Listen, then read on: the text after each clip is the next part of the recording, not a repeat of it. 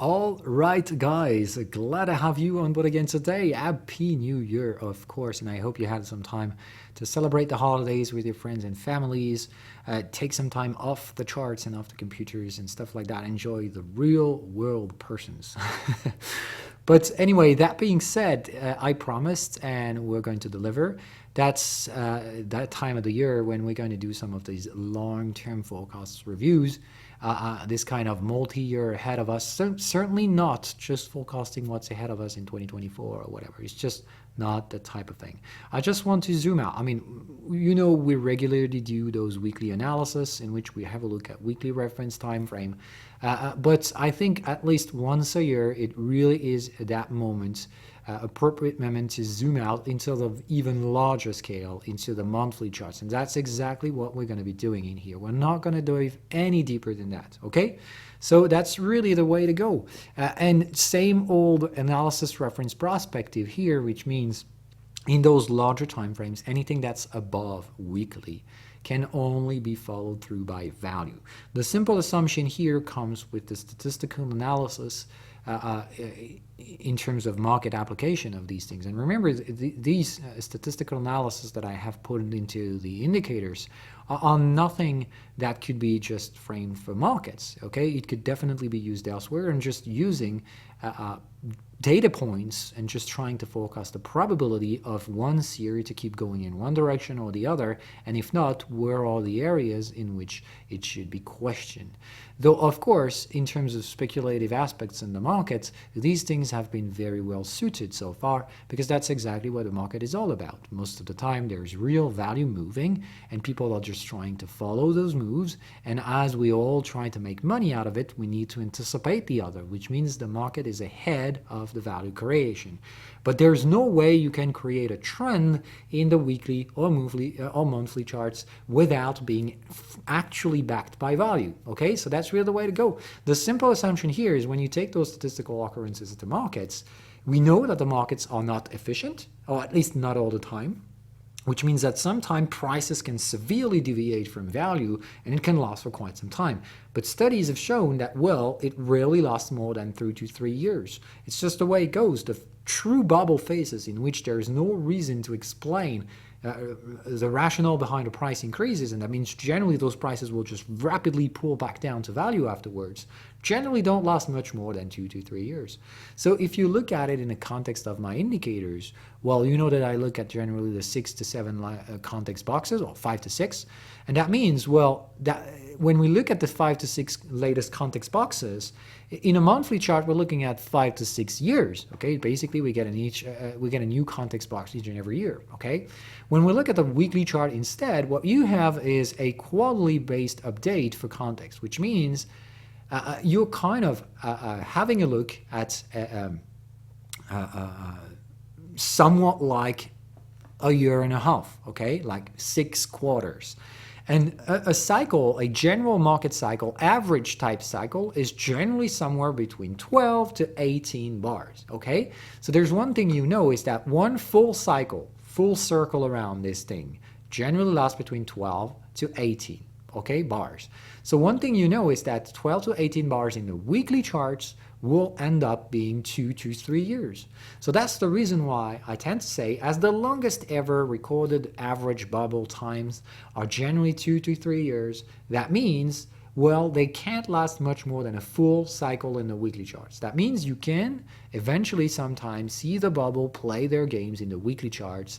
They go for a full cycle and then boom, they go bust, okay? But in the monthly charts, those bubble type, they rarely get to last very long, because they will tend to last somewhat like 2 to 3 context boxes. That means there's no way you can see and trade a bubble in the monthly reference charts. The only see that you think that you will have in the monthly charts when you do your regular context analysis, okay, is that those regular asymmetries, they will rarely last that long, okay? And if they do, just like we can see in here, it has extrapolated so dramatically throughout the 1995, when it really starts to go bonkers, right up to the 2000. As you can see, this is one of the longest ever recorded type of bubble. And if back then you would have to look at these kinds of contexts, well, you couldn't have come to any other conclusion than absolute speculative rush. Okay? So looking at what we have now compared to this, just want to highlight this because I've seen some people saying, yeah, we're in the top of a bubble. It's going to burst. We're all going to die. Well, if we're at such a kind of a market situation, we would just barely be somewhat like 1995. We're certainly getting overextended in here, and as you can see, the context boxes are getting unfolded, specifically in the support area. The resistance, as you can see, is built some resistance somewhere in the 1989. And I think that's the kind of area in which we kind of are right now. We're starting to see the early signs of a potential forthcoming bubble, but we're not yet there, okay? If a bubble truly takes place, we're not there yet. There are multiple reasons I want to highlight this as well. Is that generally the number one misconception is just to study the S&P 500 as it is. That means just taking away the denominator effect, which means if the S&P 500 is in this secular bull market, longer term, even longer than monthly charts, it's just because, well, this is actually the denominator that gets to be destroyed. So if you look at the S&P 500 true value based, you would divide it by the USM2. And by doing this, well, you would see a totally different picture. I'm going to put back prices in here so you get the whole thing. Though you would say it's a much longer time frame than the monthly. It's more like a quarterly or annually based seasonality market. And in here, you're just looking at the true economic value creation, despite the actual monetary devaluation. Okay, so that's really the way to go. And if you're looking at it, you're looking at a true value, and you see that there are some areas in which we're kind of going much more productive, and some areas in which we kind of bust, which means this is really the way to go. You have true pricing in here and true economic cycles. One thing for sure in here is that we are already at pretty high valuation standards, like in the 1965 or some sort, or the 2008. But basically, net, we're far off a speculative bubble type of valuation. Like we've seen back in the 1995s, we were kind of in a relatively lower value than we are now, which means if we were ahead of a bubble, expect that one to go way beyond the 2000 eventually. The bottoms are rising as well. The moving average might be suggesting such a thing as well. If we're on the verge to create a bubble, well, I think we would be at a slightly more advanced period than the 1995, but we would be somewhere like there, okay? That means we're preparing for the bust. The actual thing, we're preparing for the pump. The pump is not necessarily going to be there, but remember as well, that means the prices are increasing faster than the money gets devalued, okay? So it's a still accumulated kind of created value by the markets. As you can see, when it's bubble type, it gets destroyed and goes roll back to the actual previous state. So we tend to say we're kind of in an average kind of expensive type of market related to monetary creation. But the thing is that there's still room to grow, and there are precedents in which we've gone far beyond that. Okay, so one thing for sure, if you're calling for the bubble, we're not yet there. We're clearly not yet there. We're in kind of severely overvalued type market structure. This is not the time to go bullish for the next 20 years or so. But in terms of monthly charts in here, there's nothing suggesting we're going to reverse out of here. As you can see, the Bollinger Bands in here are kind of starting to expand, similar to what we are seeing back in the late 80s and early 90s. So I think this is kind of these kind of areas which we could be into. There are definitely some factors which could lead us ahead of a bubble, and clearly we'll see the beginning of it. Just like in the beginning of the internet era, we can clearly see that there are some revolutionary technologies today that can have profound disruptive effects, and not to mention AI is one of them. But that's really the way it goes. Just like back in the days, in the 90s, those people were aware of the potentialities of computer revolutions and how revolutionary computers could be. Well, they weren't wrong. They were just way ahead of the actual market bubble. That means even back in the 2000s, just a fraction of the actual overall population were just using personal computers. It's just like for those who were in that bubble, they failed like everyone else was thinking the same way. Well, most of people just clearly did it. So this is really the way to go. But truth is, well, a couple of decades later, we truly live into this world that was sold back then. Remember that back in the 2000s, it was like everybody is going to get a personal computer. Look at all these things that we're going to be able to do with those personal computers, aka internet. We can interconnect and we can do all sorts of stuff online. That's exactly the world we're in now. We're all having personal computers somewhat, or we're having them in our pockets with mobile phones, and we're actually being connected to the internet all the time. And we do all sorts of stuff through this. So that's really the way it goes. And I think just like today, people are starting to fantasize over what we could do with AI and stuff like that. The fact that everybody is going to use AI in the future, but truly today, just a fraction of us are actually doing it, is the sign that we're clearly ahead of a potential bubble. It's really just a fraction of actual individuals using AI. Most of them are just fantasizing on what we could do with it and very, very marginally using it. And I think, of course, the margin for improvement to deliver on this prophecy is definitely there. So, but it's also the phase in which we might see a bubble, I think. Okay?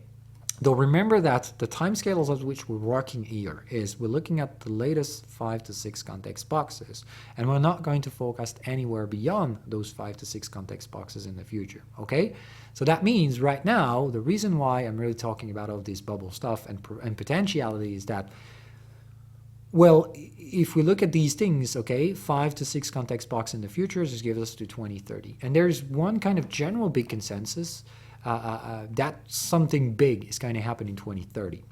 And what's staggering to me is that despite the multiplicity of the sources, the many people who not necessarily have the same market vision or not necessarily having market relations, some economists and stuff like that, there tend to be somewhat of a confluence of elements around that 2030 area. It's not necessarily 2030 precisely for everyone, it's just somewhere around that, like say plus or minus 3 to 3 years. So let's call it 2030-ish. And in that perspective, well, that's really the way to go, in my humble opinion. I think that this bubble that we're all thinking of could potentially be AI-driven or just evolve into something else, but I definitely agree with the narratives that a bubble could be forming due to multiple factors, which we'll go by one afterwards. But the first one is the similarity of the context for which we're in now, and I think is similar to 1991. As you can see, we're seeing out of this the Bollinger Band starting to expand afterwards as the moving average, who was slightly bearish, started to reverse into an early bullish stage. That's exactly what we see here. We could see the kind of violent booms and bursts of the 1987 of some sort, and we've seen these things with COVIDs and stuff like that. And then comes, of course, monetary injection, but the prices of markets are actually rising even faster than the monetary injections back then. So that's really the way to go. We could come out of this current stagflation in an inflationary boom, and inflationary boom are exactly what we've experienced post-1995. That's exactly what it is. That means we go out of stagflation type environment, which is the 1970s to late 80s, and basically, as you can see, a kind of a stagnant but still slightly positive kind of economy, and then you come out of this with both inflation and rapid economic growth. Could it be, of course, a bubble? Like I said, economic growth is economic growth. If the markets are going higher, you're going to have to follow through, even though that's for the stupidest reasons ever. Go by. Just don't fight against. Okay, so that's the number one thing. We see some interesting similarities in terms of market valuation out of monetary devaluation or valuations. It's really not the way to go. Okay? In terms of cycles, we've been further before, and there are kind of similarities in here. This is not an area to forecast the bubble to happen, but just to say we see some interesting similarities. Okay? Well, that's the way to go. The second thing is that, well, if we go back to the S&P 500 itself, okay, just itself, we would kind of not seeing the whole picture. I would tend to say right now, in the current moment which we're in, just studying blindly the S&P 500, saying, yeah, it's 95% of the US market cap, and the US is definitely the kind of shinest, brightening star out there, and therefore we can just set the whole picture of the global market by looking at the S&P 500. I frankly think this would be outrageously wrong by doing such a thing. But if we do this first, well, once again, we see the early stages of potential bubbles. Okay, we see the context boxes starting to unfold, specifically on the support area. The resistance ones are starting to actually fold themselves, so this is not the end of it. It's not excessive. We see that the 2020 area has been excessive, kind of similar to the 1987 kind of crash, and we kind of recovered out of it. Monetary injection through COVID, we can hardly explain that any other ways, but that's really the way to go. Still, we've gone higher and we've sustained the value out of this. Though we're starting the S&P 500 in here, and we're going to have a look at the Hang Seng Index afterward. Like I said, looking at the S&P to say, broadly speaking, this is the markets, that's really not going to make it in those monthly long-term charts. But still, let's do the S&P first, okay? So now if we look at it, out of the 5 to 6 context boxes. We're moving prices again, so we don't get biased with the candles. Just look at the actual market moves, and we have all of them with the zigzag in here, okay? So we would study that, well, this one is closed. It's been closed by the December candle. We have a target of a breakout target. That means, well, the buyers are trying to break. That's really the way to go. Remember, in bullish trends, this is absolutely normal. You'll see many of those breakouts. Some of them are getting broken through. That means the market simply don't give a fuck. It just goes beyond because that's the sign of the trend. So clearly we can say that we had a trend back then. We even broke a range breakout. So to me, frankly, this one can only be explained by the fact that, of course, that's monetary devaluation that's caused us there. If we remove the kind of monetary factor, remove the USD by dividing by USM2 as we've seen that the recent years are just flat out. That means we haven't created new value, we've just created more money. That's really the way to go. Okay, so that could be the fact that explains the early kind of bubble preparation phase, similar to what we've seen in the 1990s, which basically is we come out of the 97 crash, we're more in a late stagflation environment, but we get out of this with tremendous growth, be it a bubble, and then the real bubble phase kind of kicks in.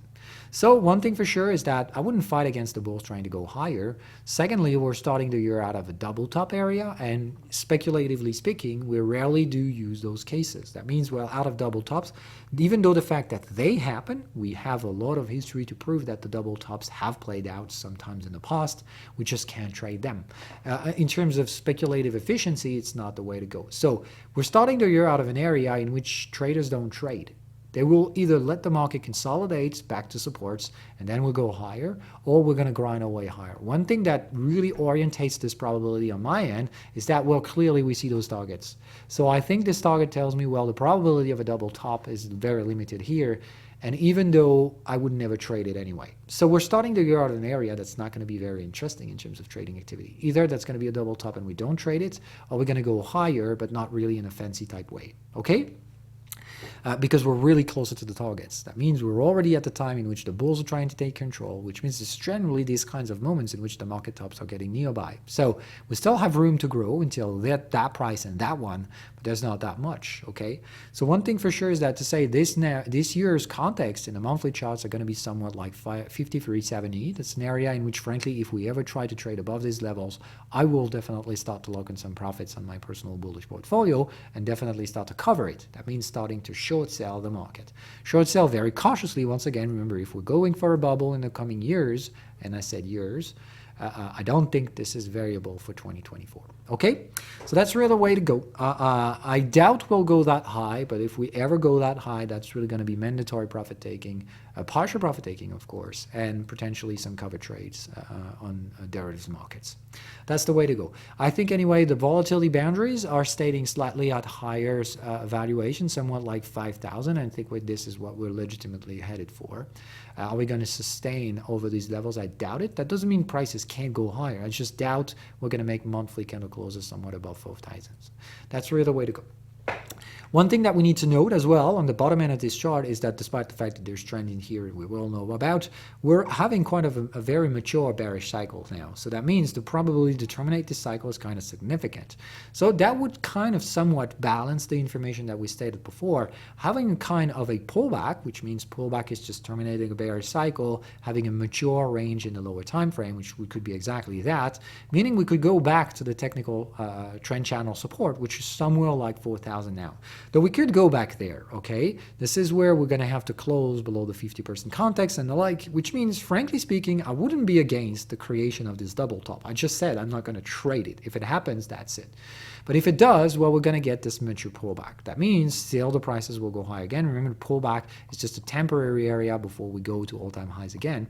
So I think even if we were to have a kind of contrarian 2024, we go all the way down immediately, I don't think this is as violent as one could think. And it could only be for recovery afterwards and trading back above the resistant context somewhat in the future.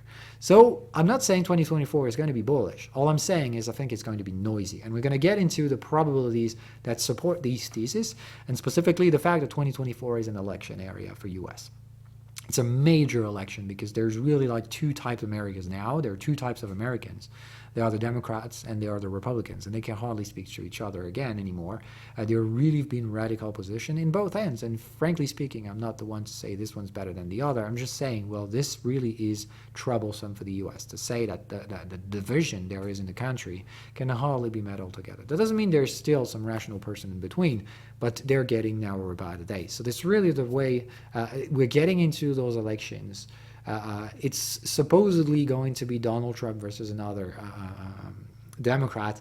And, well, I expect this election to be still very violent in terms of both communications and stuff like that. So, frankly speaking, I think the differentiation between a consolidated type 24-year or just going higher and then consolidate, I goddamn don't know. All I would tend to say is that mostly depend on whichever U.S. candidate is going to be elected. And the market is likely going to react very brutally to the potential probabilities on which one to win or to lose. That's really, really something to account. So I think external factor will actually sort out the S&P. Technically speaking, I think slightly more positive bias is on my end until, and I ever think of it, if I get the price okay, which means we need to go slightly higher into the resistant context, and if we get out there and if I get a bearish signal, I think the momentum could very well flash red as well. So I think if we go higher, we're going to get to some selling signal, which is going to flash out to say cover portfolios. The number two question, okay, if we get out of this, is to say I'm not going to go into the political debate on who's going to win or whatever. I'm just going to try to highlight the likeliest probabilities afterwards. It's just to say, if we end up with a Republican candidate, forthcoming what we have in general cycle assessment coming from Ray Dalio's book, it's just going to take it, give me a second. Okay, you might be familiar with that one already, is that this is kind of the lifetime cycle of a rising and falling new world order. It's basically, well, for now, the world order has been dominated by the US since World War II, and that's basically now we're in a stance in which China is clearly taking the lead and taking the stance to lead the US in somewhat like a few years ahead. This is in the time reference which we're mentioning in here because, well, somewhat like 2030 as kind of the turning point in which China is expected to take the lead over the US. So that could be kind of the big factor catalyst that we mentioned above, and many other kind of cyclical behavior or economists or whatever else, different type of origins, still tend to say 2030 is going to be a pivotal type moment in human history.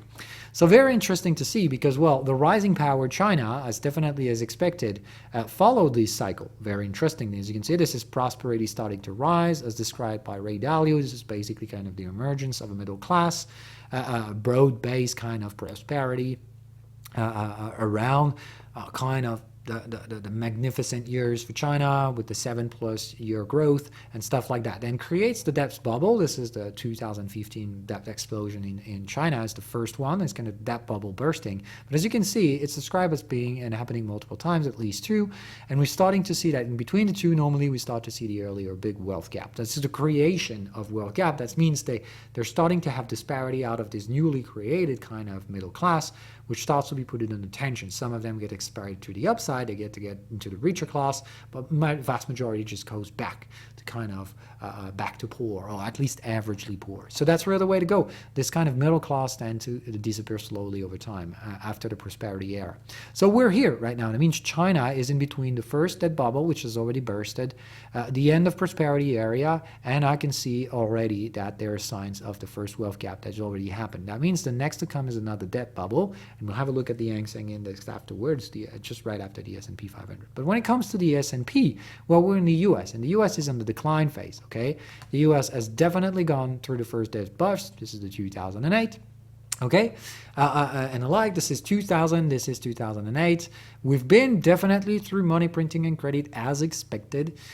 We are in the revolutionary and war phase. And that's the reason why I'm very cautious about 2024 due to the election year, like we've mentioned. I think, despite the fact that I'm not going to go into whichever candidate is going to win, whichever party, I'm just going to basically highlight the likeliest outcome, as many others have pointed out. Whatever happens is either going to be a war or revolutions. Okay, internal revolutions like social contests and social contempt inside the U.S. or potentially external wars. And the problem is, well, if we were to dive deeper into this, we would see kind of pros and cons to support both theories as of today. We're already having early signs of war. be it in the Middle East or in between Russia and Ukraine and some other fronts, like some people expect there is going to be war over Taiwan. So all of these things kind of points to the possibility and a very likely possibility of wars. And I would tend to say, well, morally speaking, I think if we have such a candidate like Donald Trump, or I think war kind of behavior seems much more likely if we get a Republican candidate.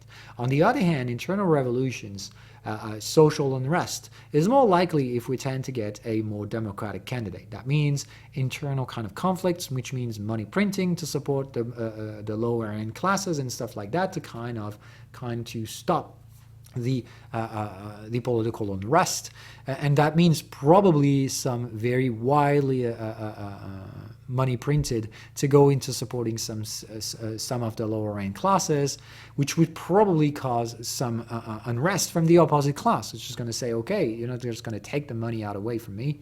This is not going to be an easy task. Generally, these translates by slightly either debt restructuring, which means there's definitely a haircut. That means that the borrowers just don't repay. That means there could be default in US debt or some sort, but that's debt restructuring or political restructuring coming afterwards. So here we are, okay? Clearly, it's expected that the first revolution or war is going to start to happen in the US, and I think next year's elections are going to be the catalyst for this.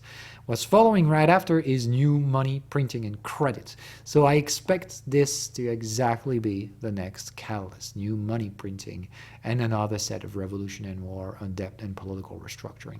I'm not yet sure to say how we are, because it turns out actually COVID could have been somewhat of a war, but I doubt it will.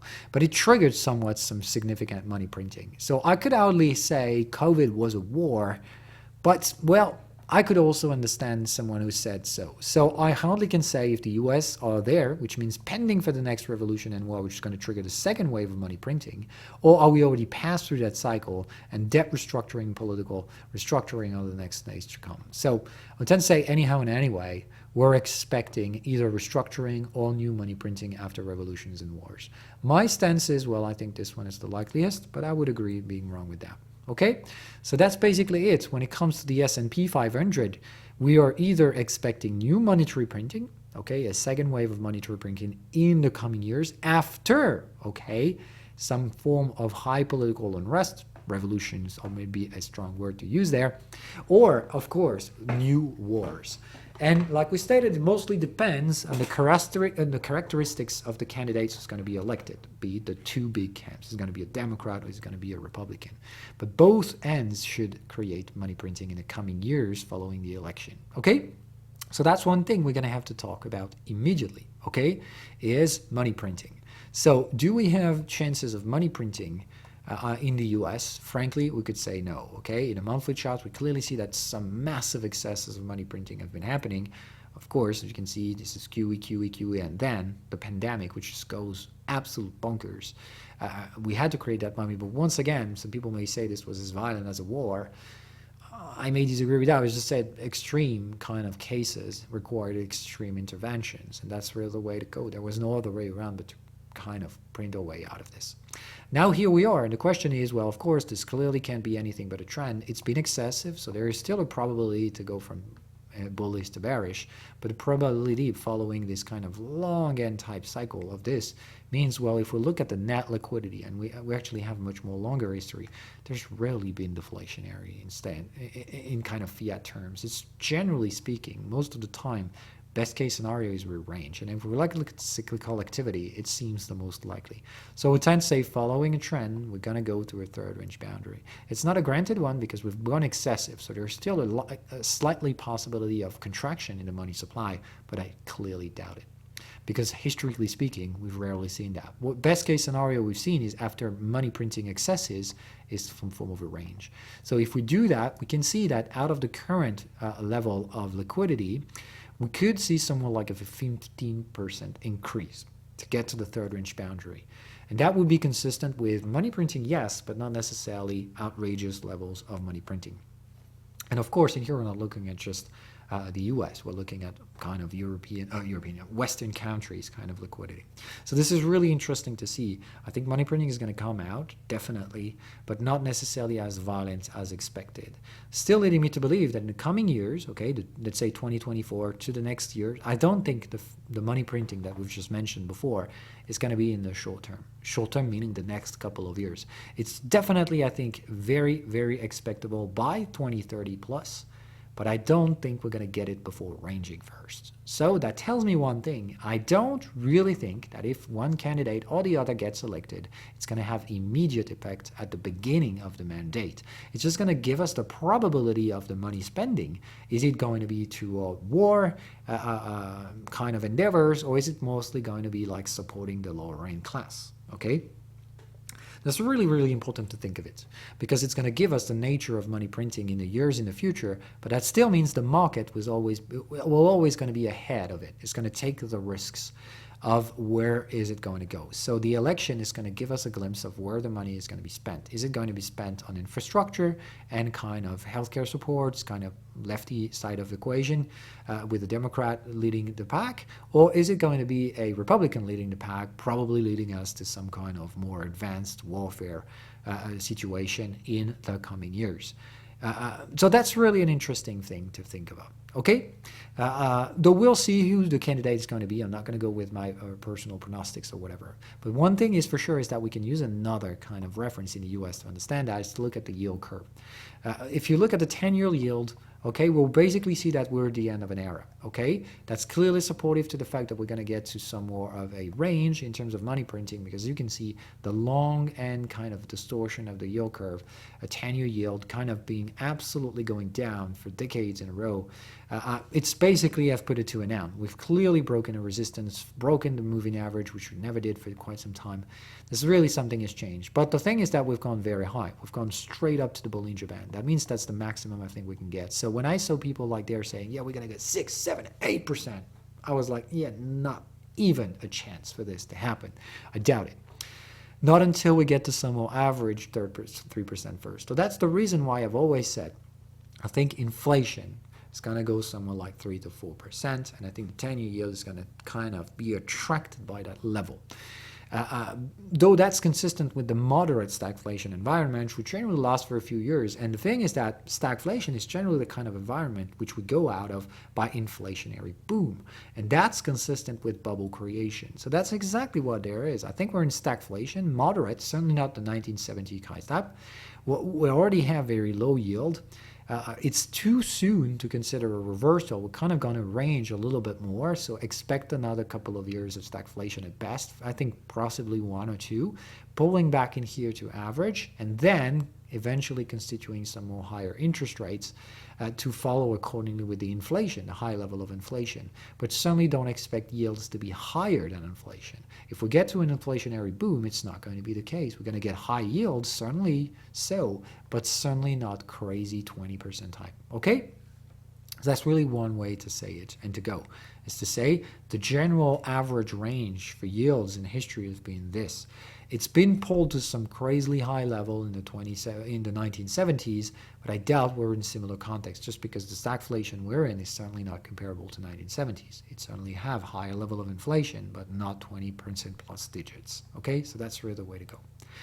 What's interesting to look at is, despite the change of mood in here, which is very likely going to cause a range rather than a reversal, okay, we could look at the yield curve itself and look at the disparities between the different yields and maturities, okay? And basically in here, just don't pay attention to the context. It don't really make much more sense in here. But if you broadly have a look at it, this is kind of the short-term end of the stick. That's really looking at 3 months to 2 years out of a 10-year. So it's looking at the kind of more responsive end of the yield curve, which tells us, well, if we do have some short-term risks to pay attention to, and in this one, we've clearly have reasons to be worried. Because if you look at it, looking at in terms of standard deviation, that kind of broad volatility, we can see that anytime we've gone into some of these areas, something ugly started to show up. Okay, so this, anytime we've gone to and beyond the Bollinger Bands in here, the standard deviations, something ugly kind of showed up. So we're here, and we've gone there again. And remember, when you're in the top of this, that means there is an inverted yield curve, which just tells us that in the short term end of the yield curve, there are some risk sensitivity to the market makers. They're actually starting to price in that the lower end kind of the curve should be steeper than the longer one. And that's really a problem because, of course, when we have that, we tend to say there are difficulty to access credit when we're here, when there is support to access some credit when we're there. It's kind of to say we kind of having favorable financial condition when we're in the bottom end of this thing, below the moving average. Above, that means we have restrictive kind of monetary stance. So what we are now is, if we try to forecast the probability of monetary policy in the future, because that's another very big factor out of who's going to be the next political leader, is are we going to get more accommodative kind of monetary policy?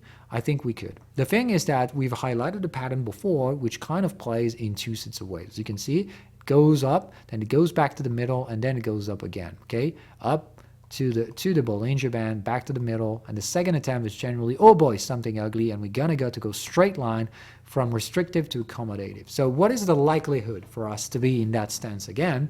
I would say it's kind of limited, because we've seen that pattern play out in here as well. We've gone violent, okay, then we've gone bust, okay, this really is the way to go. Oops, sorry about that. Okay, and we've gone rapidly up again, okay, after some kind of mean reverts, and we've gone rapidly up again for COVID, and boom, then of course the shit hit the fan. And remember back then I was worried that something shitty was going to happen, and I didn't even know it would be COVID. I just knew something shitty was down the corner just because of looking at the yield curve. Well, the fact that we have that now is to say, well, we are here, we are in the already overstretched kind of market condition. That means we're very restrictive in terms of lower end of the yield curve. We don't see the pattern playing out yet. We could be, because frankly, well, this would be, okay, isn't that the return to the mean, and that's the second attempt? Yeah, that could be. Tells me that, of course, if we go down now, that's going to be for the wrong reasons. And if we go very fast, that's even worse. But frankly speaking, I also think, okay, that we could see some less restrictive kind of monetary policy, but I doubt it will. I think we're stuck there for quite some time, kind of oscillating until we get the too restrictive, which is going to cause the problem. So my hunch is we're still there. We're oscillating across the Bollinger Band, expanding it. As you can see, the volatility is expanding. So I would tend to say, well, the risk is definitely down the corner. But in terms of monetary policy, I don't see anything but either more accommodation, and it's either for the best. That means we're just going back to some more median type stuff, but we don't go, oh, we need to accommodate because some shit has broken.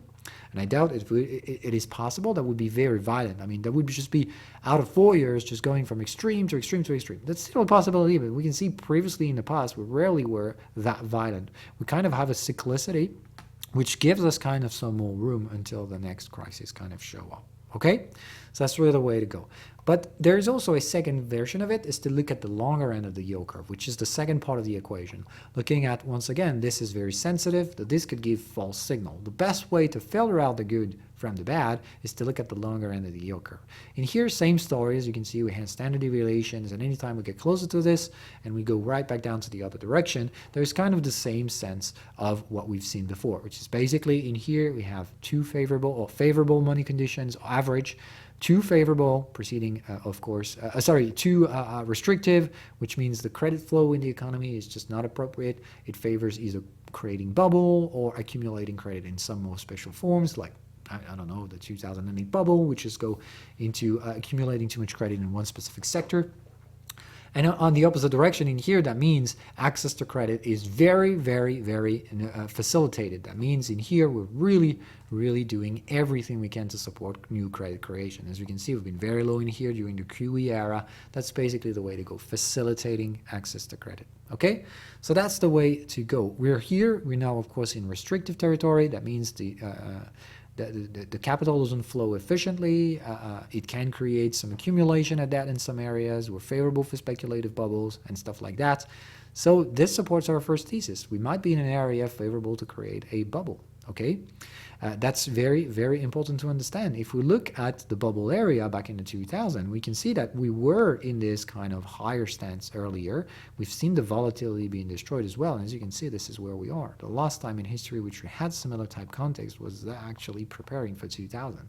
So that's the reason why I think we could be stuck in here for some time. So I would tend to say we've seen some potential risks in the short term end of the yield curve, but the longer end one says, yeah, not necessarily going to happen, folks. I would tend to say so long as this one doesn't fall below the moving average, and as we can see, we have signs that it lacks of volatility. So if it does, I think the possibility is just like back then, it's not the end of the world. We might have some problems, we might have some money printing, but it's not going out of nowhere, it's not going crazy, we don't necessarily have a war, okay? At least not in the early stages of the next presidency. And if we have that, well, that means it's not going to be an easy market to navigate. It's going to be money printing and risks of collapse, but not necessarily collapse. And if we get out of this positively, that means if out of the risks we don't see a war and we don't see too much overspending and collapse of the US with debt restructuring, well, if we get out of this with an inflationary boom, that means, well, the US, instead of collapsing, just actually kind of use the stagflation to get out of this from the bull side with potentially an AI bubble of some sort, well, we can clearly stay in here for much longer than people think. Could last until 2030, until, of course, the bubble has to pop, just like every bubble can't last forever, maximum 2 to 3 years. Okay? So that's one way to say it. We have contradictory signals. The short-term signals tend to say, something doesn't really play right, and it could be noisy next year, but if we look at the longer end of the yield curve, the kind of squeeze of volatility in here kind of tells us, it doesn't really sound very likely to have a massive burst in the coming years. It could play longer than expected. Therefore, kind of entrench this kind of stagflationary environment, which we're in for a bit longer than that. Remember, moderate stagflation. We're not necessarily in deep shit like 1970s. Okay? The last factor to have a look at is the junk bonds. If the junk bonds were to go down, that means probably, I think, a less favorable context for enterprises and companies in general. That would be somewhat like, I think, war could be a problem. And if we have a Republican candidate, that's going to be the number one factor to have a look at. If you see war endeavors and stuff like that, the very true risk for war could come out of this. Because the thing is that generally wars are triggered when the shit really hits the fan. So if we see companies in the US going bankrupt, there's just a likely probability that if more or less we have a Donald Trump or like president in the office, that's the kind of context which could be very favorable for a military attack. Just to say, okay, the shit has hit the fan, let's just hit someone else. And that's really, really the way to go. There are some precedents in history of these cases. Of course, it's horrific, and I hope it's not going to happen. But of course, that doesn't mean it has to. As you can see, we're certainly at the bottom of a range, but we're far off the moving average. Some kind of a mean reversion could be very possible in here. If for whatever reason we use cash to support the economy, well, things could definitely play out positively for the junk bond sector, which is certainly under tension, but under tension doesn't necessarily mean breaking out. Okay, so we're at averaging here. If shit really is going to hit the fan, we're going to go to very much new lows in here, and very dramatic drops are to be expected. But otherwise, if the shit doesn't really hit the fan, back to moving average seems to be a viable option. All right, as we've mentioned before, one very interesting thing I think to look for in the years ahead is going to be the euro-dollar change rate, okay? Just because if you're an European investor, more specifically, or any other external US investor type, you're going to have to pay real attention to this because, like we mentioned, we expect money printing to go by. Okay, not crazy as before, but clearly there as well. And if it goes there, the question is who's going to be printing this? The US is expected to print whatever, because just depends, even if it's a lefty or a righty, it's just going to be printing money anyway. And if that's the case, well, if Europe prints as well, which is probably going to be inevitable as well, that doesn't mean they will print as much as the US, okay? And if the US prints way more than the Eurozone, that means euro dollar will finally break out of this big range we had in 110. I've said that we're going to be ranging around 1.10 for quite some time, and we have a short-term mature range, okay? It certainly can extend much longer. We could still spend another couple of years there, but I'd like to say this year ahead, I'm going to start paying attention. If we break out of this range, okay, And if for whatever reason there are some war endeavors, which could be very, very costly for the dollar specifically, well, that could be very problematic because that could pump up the euro dollar right back up to 120.22. And that's a significant thing. That means if for whatever reason you're making a 15 to 20% profits on your stocks in the US, and if you don't cover for the exchange, that means you're going to have to be charged for capital gain tax. But on top of it, you're going to be suffered a kind of money devaluation tax. That means when you're going to take those dollars back in euro to switch them back for euros, you're going to get to lose all the gains you've made. So that's really, really one inconvenient way. That means if you're an external US investor investing in the US ahead of an election year, like we stated, we think a combination of yield curve favoring stagflation, that means yields will remain high, but money printing will probably be there to pay for those high interest rates. That the problem is that it may keep rising the valuation. As we've seen, the valuations just can't rise as crazy. We're already having signs of resistance in the US, and if we compare that to the levels that we've seen, the true levels, that means divided by the USM2, then what we've seen is that we may stay there for a few years. That means not true value creation. Most of the supports in asset prices might be due to the US dollar itself. So the question is, if we have a more balanced kind of money printing area between a European area and a dollar value area, that means, well, net, you don't win or lose. You're just going to take your gains as it is. But if for whatever reason it gets asymmetric and breaks out of this 1.10 range, I think this is worth covering for the risks of going by 1.25 and above, because as you can see, this is a big range. So when we reject an area, and in here we've gone for the Bollinger Band, so I think going back to the mean is the bare minimum, eventually probably trading above it. So the resistant context this year around is going to be at 1.28, and I think that's a reasonable target for the euro dollar if things go asymmetric. If they remain symmetric, meaning just as money spending in Europe and in the US in kind of this battle to arbitrage the currencies, which the central banks are doing now, they're kind of playing friends. So long as they do so, I think we're going to stick to this kind of price area. We're at the median, and I think this is the reason why we probably could stay there another couple of years. But just to frankly be honest, it's not a guarantee, okay? And ahead of an election year, pay good attention to the euro dollar. So long as it doesn't sustainably break out of the current range, there's nothing to be worried about. But if it does, if you're out of the US and investing massively in the US, you're going to have to hedge yourself. All right? Though that's it for general markets, but we're going to have to talk about the China's area of the stick, because of course, if you look at the Hang Seng, we'll see a totally different picture there, okay? If you have a look at this could be anything but a bullish range. As you can see, prices have sustained themselves over the rising moving average like forever until back in April 2022 when we started to break below it. But still, the moving average is still rising whether you like it or not. We're very close to the lower Bollinger Band. That means even in the worst case scenario of keep devaluing those assets, they can't lose any more than 20% now. So don't expect another bear market type stuff. And frankly speaking, the worst that could ever happen in the Hang Seng is to lose another 20%. Are we going to do this? That's not necessary. Some people, once again, tend to feel that volatility is the key in market. If we can test something, we're going to do it. Like I've always said, you can do this, absolutely, and volatility is the true market metric when you play on the shorter time end of the stick, but the longer end is value driven. That means, well, if you're here saying, yeah, we're going to go to the Bollinger Band because we have to, well, good luck with that. There's the real economy in front of you, and the real economy doesn't give a fuck about Bollinger Bands. So frankly speaking, pay real attention to this. I've seen some people having that narrative around, and that's very dangerous to me, to say the least. So frankly speaking, even if we get to that 20% discount, it's just going to be the best opportunity ever for me. Because in a bullish range, which has sustained prices for 4 decades actually, over the rising moving average, well, being bearish in that kind of stuff just doesn't make any sense to me.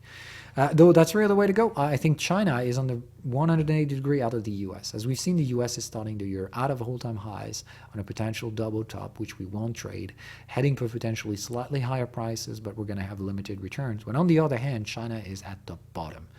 It's an absolute crazy thing, because as we've seen in terms of New World Order maturity, China is clearly rising, and it's had all the evidence of it, when clearly the US is falling. And what we see here is like the market is trading it the other way around. That's just crazy thing. So I think having a Chinese exposition to every portfolio on complementary to the US exposure is absolutely guaranteed. The thing is that you must be ready for a 20% drop. We've seen could very well happen in the US as well. But the thing is that, well, if it happens in the US, we're just going to retrace afterwards back to all-time highs. I think in terms of China, there's massive growth ahead. Because if we go to the lower Bollinger Band, well, you can be sure we're going to go third range boundary afterwards, and that's doubling the price. And there's clearly not a chance the US will double their price. So that's really the way to go. I think, frankly speaking, that having a double gain kind of exposure to markets now, both in China and in the US, and it's a much more favorable stance personally in China. That's it. Remember that China has a second bubble to create. So I think, once again, a bubble is ahead for China. It's not necessarily going to be the case for the American kind of the equation, despite the AI stuff or whatever. It could happen, like we stated. Best case scenario would be maintaining stagflation for another year or two and getting out of this by an inflationary boom. That means maintaining kind of high level of inflation, but having growth outpacing it significantly. So I think that's a possibility. And if we go for an AI boom, would it necessarily be an American-driven kind of bubble? I doubt it. I think both US and China could profit from this. But in a cyclical standpoint, I think China has a much larger possibility and likelihood of having the bubble to happen there rather than in the US. Reason why I'm not very bullish in the US for the years to come. Not bearish. I think the bubble could still play out there just like in the 2000s due to the inherent nature of disruptive technologies to develop in the US, but also pay attention to China. China's been rising and it's taking the lead. And the crossover is expected to happen 2030, by the way. So that's really the way to go. So Hang Seng, I think we needed to clearly pass by that to say we clearly have some huge technical signals in there. Bottom of the range, very, very attractive prices. You know that. I've been buying China like crazy since we've gone below that context. And frankly speaking, even if we can have some discounts, I think over the years, okay, over the 5 to 6 next years, I think this is where most of the gains are to be made. I think we're in similar type position as it was like in March 23 for China. So that's 2003. I think the coming years for China could be just bubble like crazy and it will be boom, like something very violent, breaking to new all-time highs and significant returns ahead. So once again, to me, it's buy, risk manage, and if it goes bust, if it goes bunkers, I'm going to be following it. No problems asked. So that's really the way to go. And you really want to go for the tech sector in China, of course. Remember, every bubble is generally tech-driven. Okay, that's the way to go. We have it covered for the global markets. Now, big question mark regarding commodities, okay? So there's huge problem in here. Remember, the big problem to me is that we could get 20 or 10, 15% of net monetary devaluation in dollars. That means, well, if we have a look at the WTI, in here the context is very, very wildly speaking. As you can see, we're a rising moving average. We're trading at these average prices. The context is rising as well. The boxes are very, very broken, disruptive way. I mean, we clearly had a WTI trading at 0. Remember that. So that's really been a hell of a roller coaster. We're in a big, big fat range, which we're in since the 2008. And frankly speaking, well, as well, if you denominate it out of dollars, okay, so taking US M2 out of the way, M2, sorry. And if we do this, well, you would see that it's very cheap oil, like historically very, very cheap oil. It's crazy shit. And I see people saying, yeah, oil is never going to go higher. Look at the chart. Well, just look at the price of this thing. Remember that we don't know anything about the true oil reserves. Most of those who are in relation to this are lying blatantly. So we don't know anything about oil. The only thing we know is that it's extremely cheap relative to the money supply. So there's one thing for sure is that if we go to the war endeavor, and there's one thing I can say very, very confidently, I don't know anything about the future, but very confidently, if a rightish president in the US is elected, therefore rising the probability of war endeavors to be the end of it. Not necessarily in the short term, but in the longer run, I think there will be immediate response from WTI. So I'm going to go straight to the point. I think Donald Trump's elected or whatever else, other Republican candidates, very quickly we're going to go to the Bollinger Bands in here. That's $196. I don't think we're going to go much, much higher than that, but I think very quickly going out of this area. So am I still bullish on WTI? Frankly, absolutely yes. We're out of a rising moving average. I see absolutely no reason in dollar-denominated value to go anywhere lower. We're at extremely cheap oil prices compared to the money supply. Okay, and remember, we can create as many dollars as we want, we just can't create as many barrels as we want. There is a clear limitation to this, and the cost can only go higher. So that's really the way to go, frankly speaking. I think commodities, they've been under pressure, manipulated for some time. And as we can see, we could still see in the kind of a more leftish kind of president to be elected, to see some huge political support to get access to oil to be kind of subsidized by money spending. That's clearly going to be okay, supporting the lower incomes to be able to buy their gas to still get at work. But that's still going to mean the dollars will, that still mean WTI probably going to go higher. Though if it's a leftish president, I think there's going to be less of a pump in oil, but it's going to be subsidized, though other assets might be rising even faster. Okay, but that's really the way to go. For WTI, I see any other way but going up, frankly speaking. Going down to the support context, meaning losing 37%. Okay, that means you're thinking, rationally speaking, that this thing can lose 37%. When on the other hand, we've seen that the probability of money printing is 15% of more available money. So we're expecting out of current monetary supply a 15% increase with and you're thinking about a 37% decrease in price. That really doesn't make any sense to me. So I think, of course, anything can happen, but I sincerely doubt it. So I think WTI going to go higher whether you like it or not, faster or slower, and I think 106 is a target for the year. And if we get a rightish president, aggressive, thinking about war endeavors, or just even barely talking about it, it's just going to pump the dollar value of oil higher. And I think at 106 is not an area to be like, yeah, we're going to break out of the range. Remember, I think this is what's going to happen if we get the inflationary boom. So getting out of stagflation, which I think just going to accumulate in the higher end of that range, I think if we get that inflationary boom, bubble or whatever, I think this is where the demand for oil will go bonkers when the supply will go just as limited as it is. And I think this is what could cause oil to break out of the 100 plus range. But until then, I think we're going to go there, and there are hardly going to be many ways to break out of it. Just because government subsidies or whatever, it's just going to maintain those things. That's my hunch. Of course, war, and we go bonkers, okay? If war is breaking out before we anticipate, like I said, I don't see it, but if the yield curves tend to go very breaking out on the opposite directions and stuff like that, and if war truly breaks out, boy, oil is going to go moon, like real moon. That means we're going to have to print many dollars, and everybody's going to need oil for war purposes. It's going to be an absolute mess. So that's really one possibility. I don't see it through the charts, but that needs to be talking through. Silver, on the other hand, I would like to state it very clearly. If we look at gold first, gold is already trading somewhat at all-time highs, which means we're trading somewhat like the S&P 500 very positively. We're already at a previous double top. We have likely possibility to just get through. We see the same targets kind of like the S&P 500. Despite the fact that there is no immediate correlation between the two, we can see that they tend to correlate in terms of statistical distribution of their patterns. So in here, it's very interesting to see. I think I think gold doesn't have that much power to grow higher. The Bollinger Bands are in all-time highs at 2,200. I think we're going to get there. I think all-time highs are expected in gold this year, but I don't think crazy high. I think if we go higher, we're very less likely going to sustain the candle closes. So it can go bunkers, definitely. History has proven that gold and their tension can be very stupid, but I doubt that we're going to get much higher. If we try to trade somewhere about 2,400 or so, I mean closer to this target, that's frankly going to be selling all my gold personally.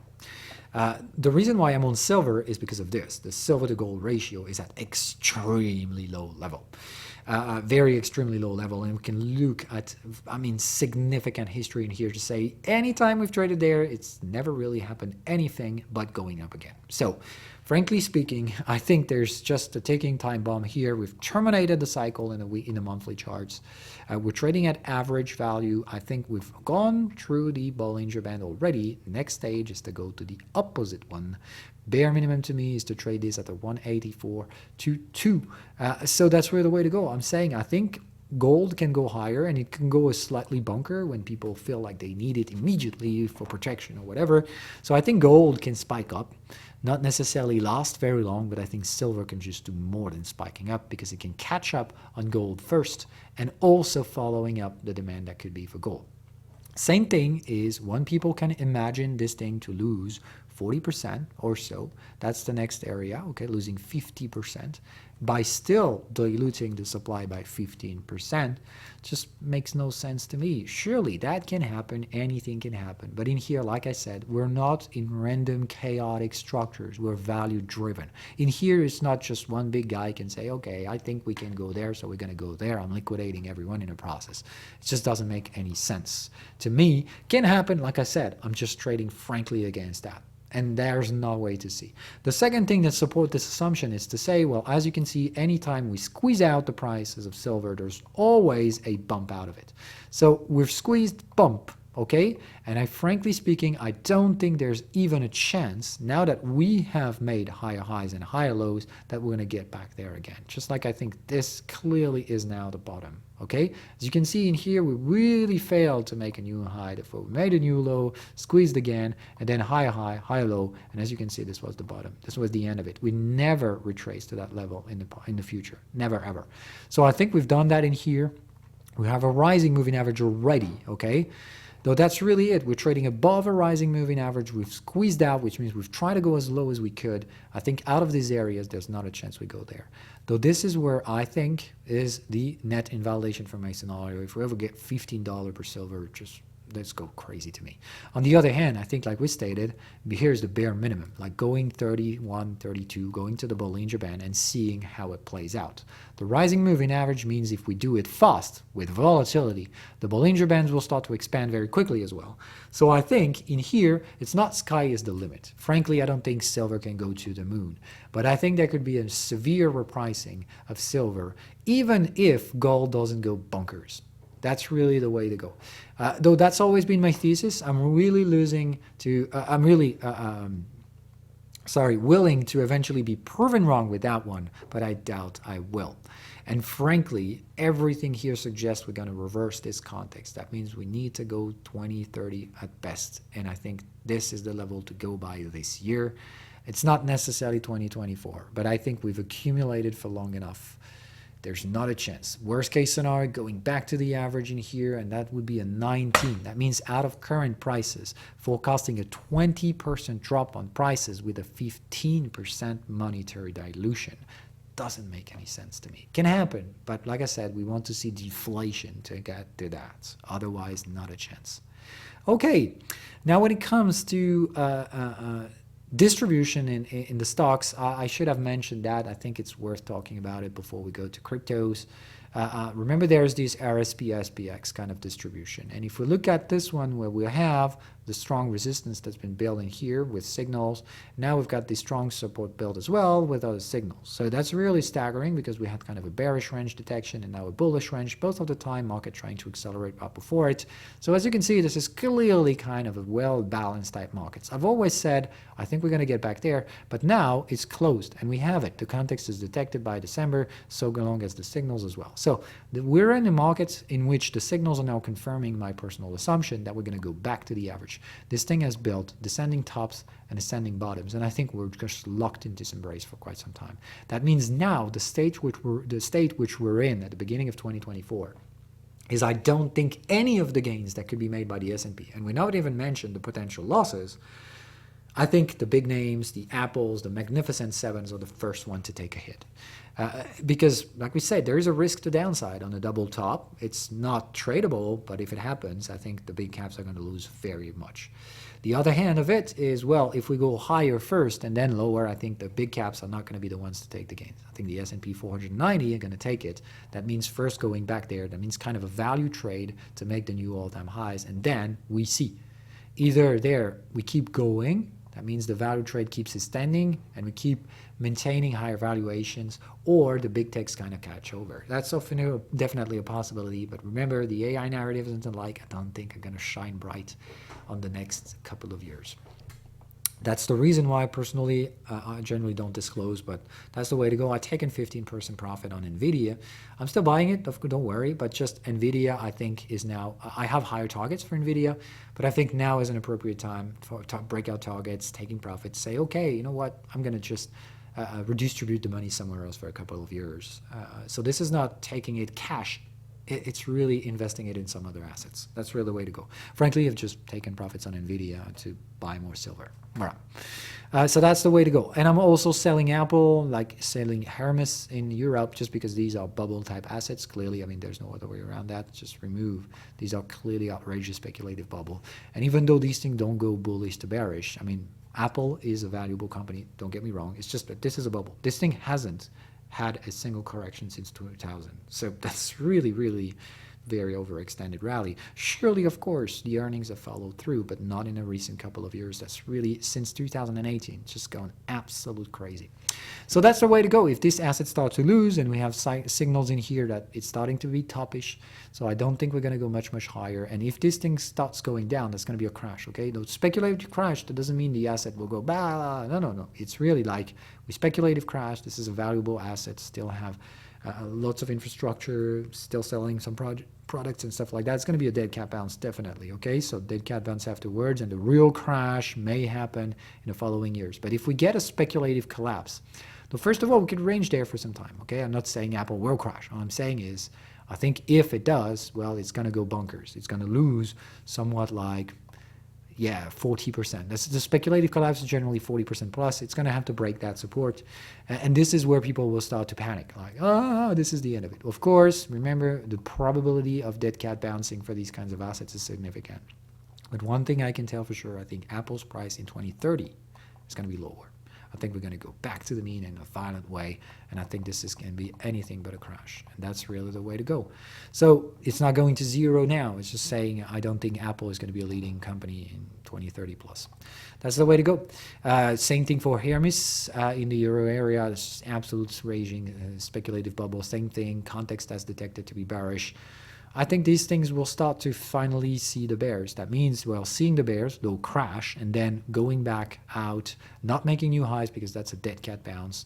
And that's really the way to go. I think that's how it goes. It goes bearish, then bullish, and then bearish for a long time in the future. That's my hunch. That's, like I said, I'm hedging the portfolio in 2024. I'm selling the overbought names. I'm still buying value, and we'll see how it goes.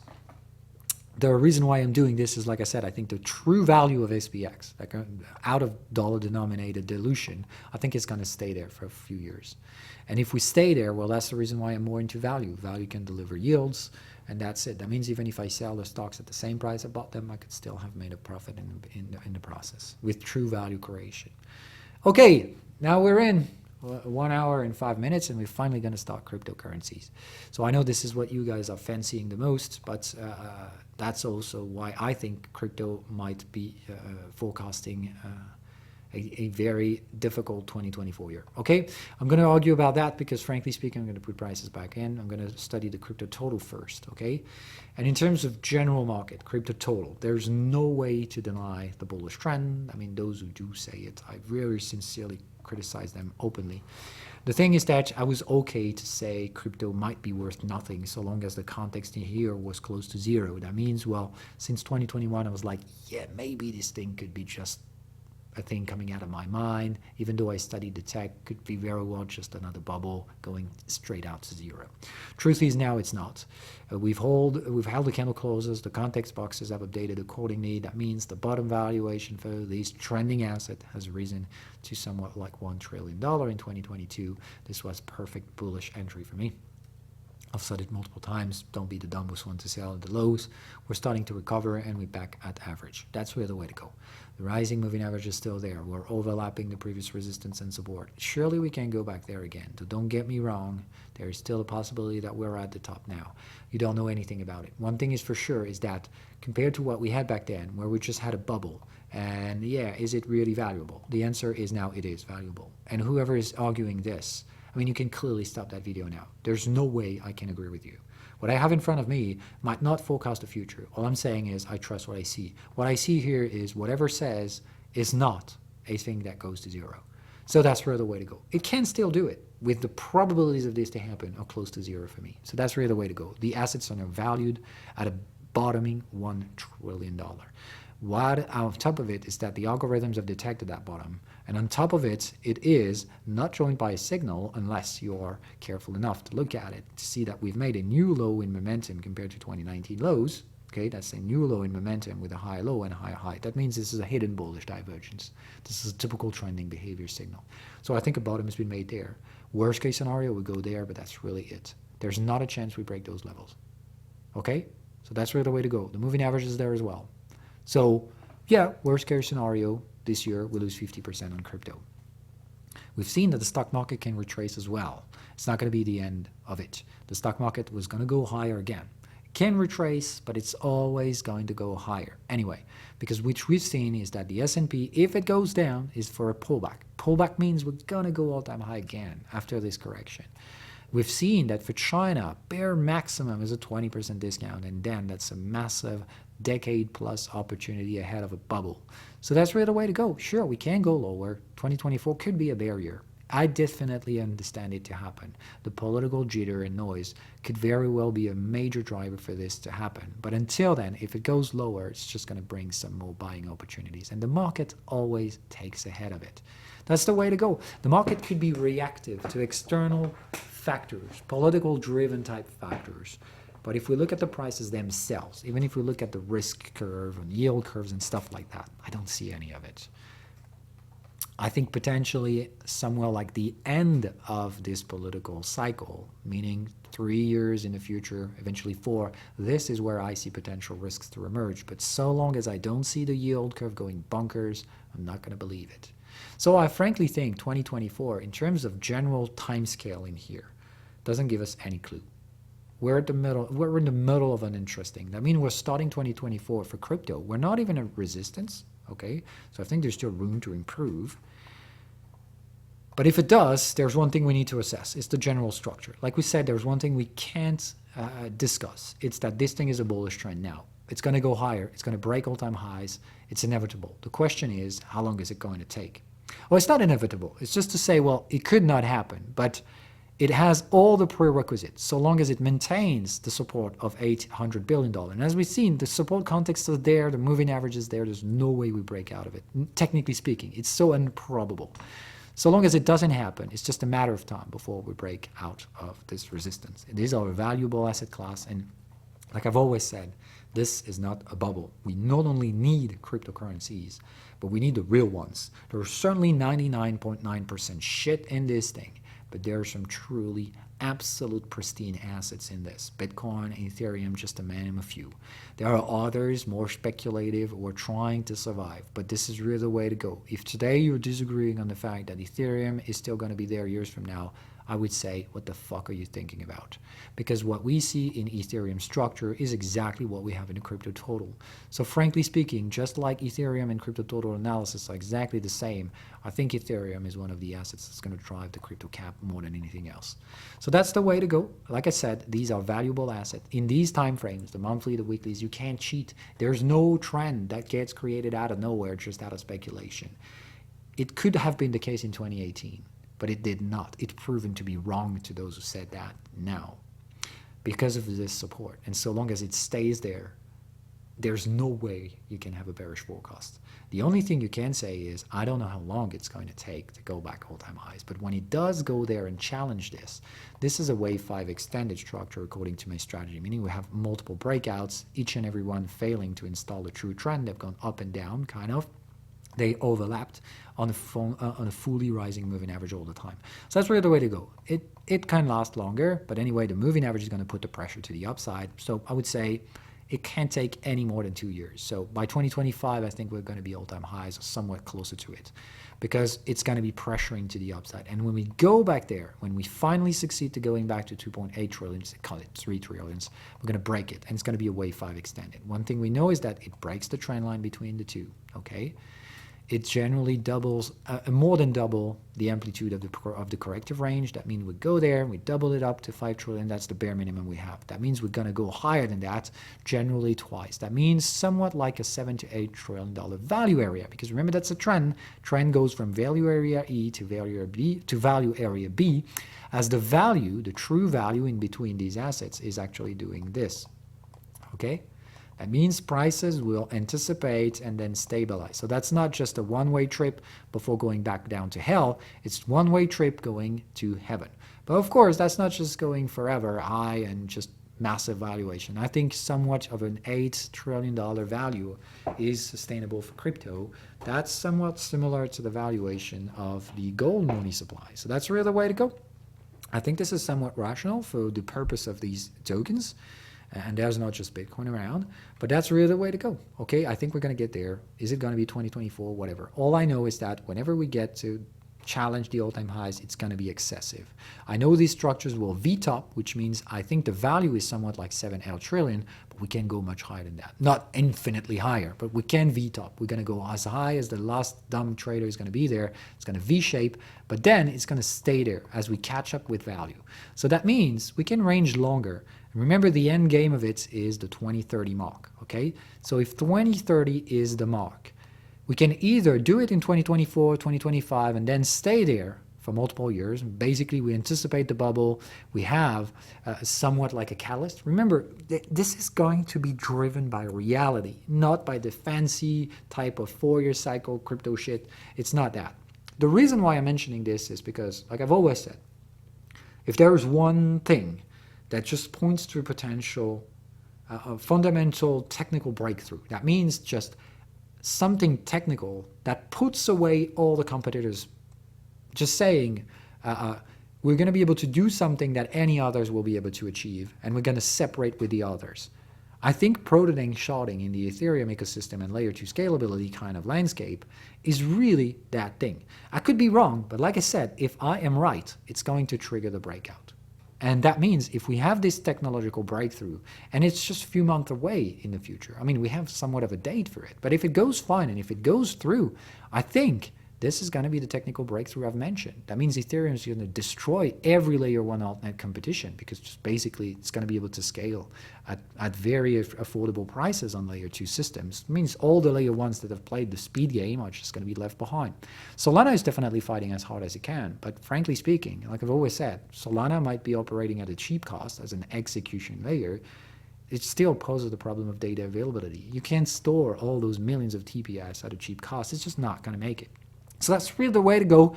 There's a huge problem, in my humble opinion, in the Solana pricings and future forecasts. I hope it's going to succeed, but if Ethereum succeeds in its breakout, it's going to lead the market. That's just the way to go.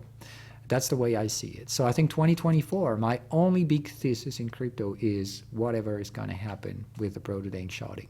If that's the breakout that's been assessed to be by people who generally don't do marketing just out of this and out of nowhere, if it's truly as disruptive as it's expected to be, and if it delivers as expected, yeah, I think Ethereum is going to set apart from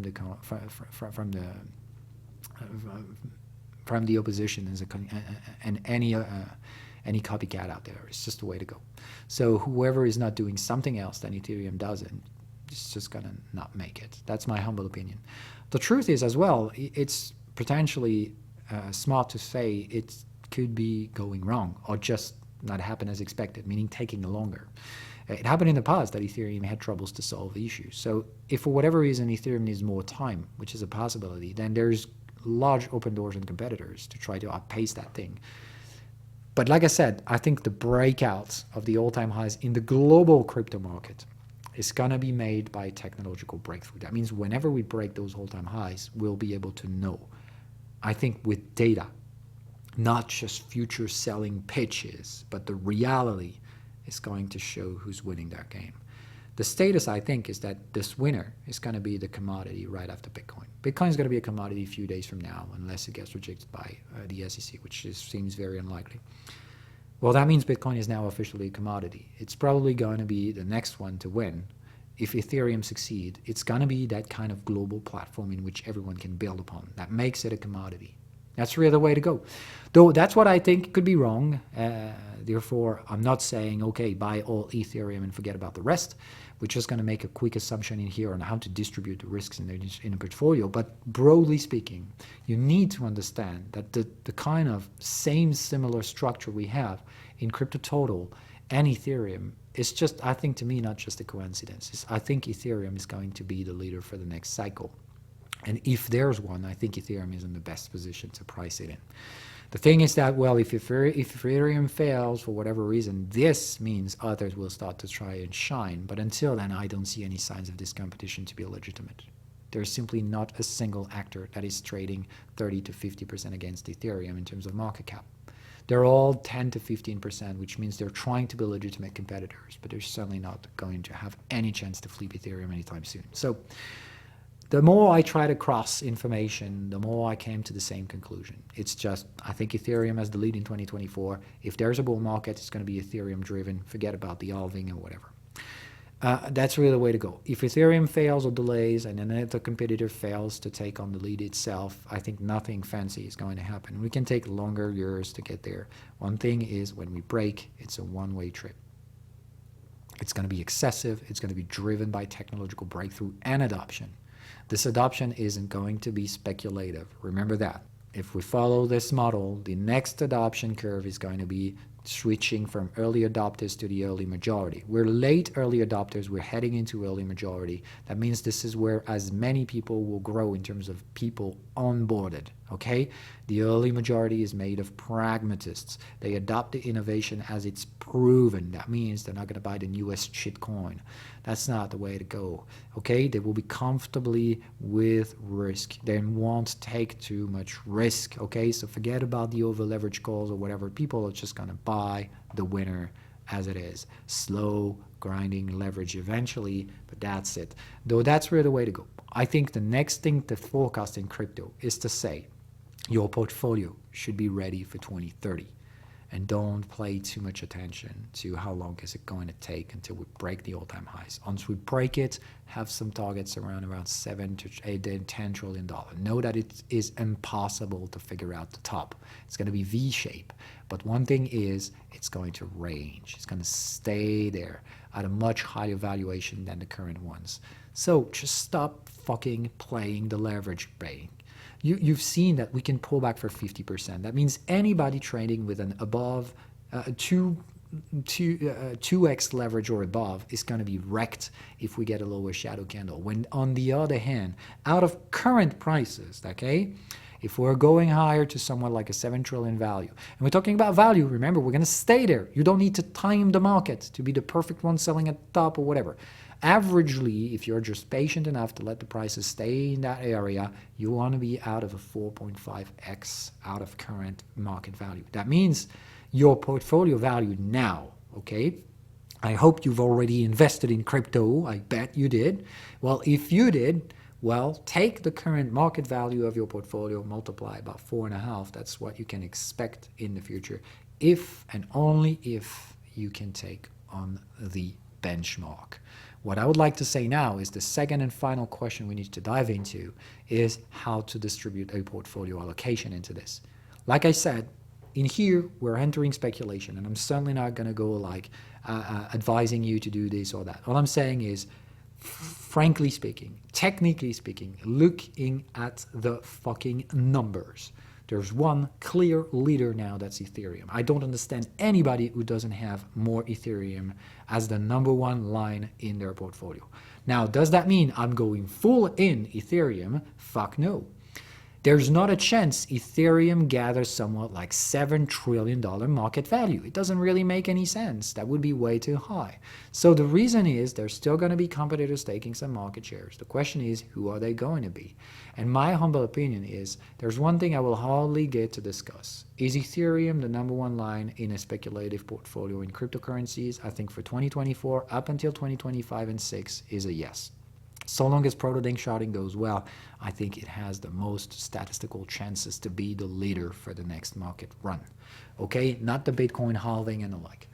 Okay, now out of this, like we stated, it's not all Ethereum. For the reasons that we now need to dive into dominance. Okay, dominance is what you look at if you say, I'm trying to expose myself to the crypto total, but there's no way I can just buy it all, so I'm gonna have to buy at least among the leaders, like I've said.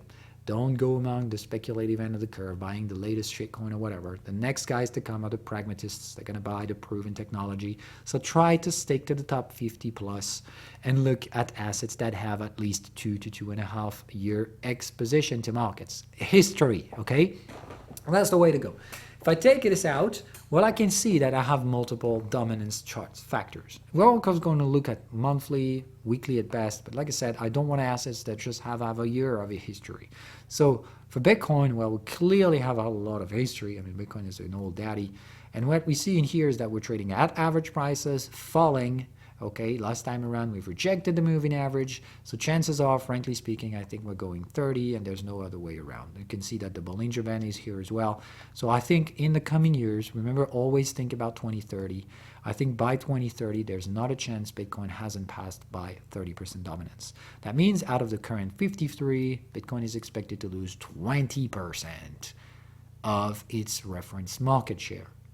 But if you take it as it is, currently Bitcoin stands as a significant market cap. That just means out of a 10 trillion growth in the market cap, it's going to lose some of its market share. But is Bitcoin an absolute requirement in every portfolio? Frankly, that's a yes. If you don't take on the value assets, that just makes no sense to me. So Bitcoin is kind of a safety security belt. So definitely required in every portfolio. Bitcoin should be probably the second line in every portfolio right after Ethereum. That's really the way to go. But if Bitcoin's dominance is expected to fall to new all-time lows, that doesn't mean Bitcoin loses prices. Quite the opposite way around. It just says there's going to be someone else eating in that market share, and we can clearly see who that is. If we look at Ethereum, we can clearly see in here the moving average is rising. The context in here shows a mature range, and we are building a lower mature range. Okay, remember that range is 1, 2, 3, 4 boundaries. We're at 5 now, and we're building a mature range in the top 50% of that range. That means accumulation, guys. I think Ethereum isn't going to trend. Remember, we're not going to create a trend out of this. But I think their case in here is to try breaking that range. If we do so, I think Ethereum is going to start rocketing. If it does, well, I think 1-to-1 is the bare minimum. That means at least building out of the accumulation range. So that would be validating Ethereum somewhat at 30%. I think 30% is where Ethereum is going. It's just going to challenge its historical all-time highs in here in terms of relative dominance in the market. Going 30%, if that's followed by a breakout in adoption, remember, if it takes on the competitors by just saying, sorry folks, you tried, but I was going to win anyway, and now I do win with protobank shorting, sorry folks, layer ones go die, I take the market shares back in. That's a 30% ETH narrative to me, bare minimum, and it can go higher than that, okay? I doubt it will sustain endlessly, but if it does, I would say 30 is just where we test that theory. That's it. We need to break out of this range. That means until then, Ethereum is for now traded against this thing, which is kind of staggering to me. But so long as we figure out a bottom, look at it, I mean, we're just as oversold as it has ever been recorded in history. So same old story. This thing goes lower. When it finds the bottom, it's going to break the resistance. So technically speaking, everything is favorable for Ethereum. The actual relative low kind of history in here means you can go back down to weekly to study this. And as you can see in the weekly chart, boys, that's just rising moving average, rising context, price okay, just waiting for a signal in here. So sure, we can grind our way down. When we find it, it's just going to be immediately going to 25. And like I said, I think there's no stopping at 30. 30 is just doubling down this range, going there and seeing if we can go anywhere higher. I don't think Ethereum can actually just be the leader taking all the market share, but that means out of the 20% that Bitcoin market shares could lose, I think Ethereum could take them. At least most of them could take 12% out of 20.